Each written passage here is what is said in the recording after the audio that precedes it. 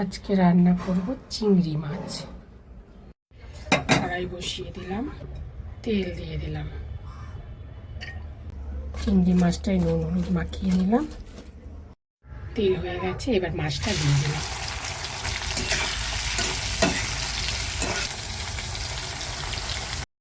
চিংড়ি মাছ ভাজা হয়ে গেছে, মাছ ভাজার তেলের মধ্যে জিরে ফোড়ন দিয়ে দিলাম।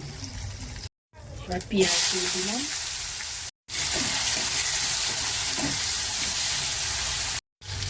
আলু দিয়ে দিলাম, নুন দিলাম, হলুদ দিয়ে দিলাম।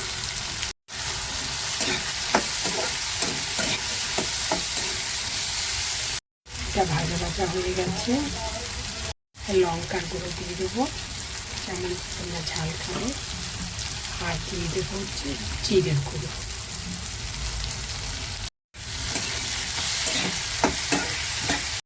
একটু মিষ্টি দিয়ে দিলাম। এটা ভালো মতন ভাজা হয়ে এটা কষেও গেছে।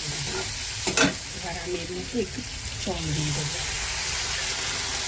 ঝোলটা টকবক করে ফুটে গেছে, এবার আমি চিংড়ি মাছটা ঝোলের মধ্যে দিয়ে দেবো। এবার ভালো করে যখন কষবে, ঝোলটা শুকাবে, টানবে, নামানোর আগে একটু গরম মশলা দিয়ে দেবো। এইভাবে আলু পেঁয়াজ দিয়ে চিংড়ি মাছ করা হবে।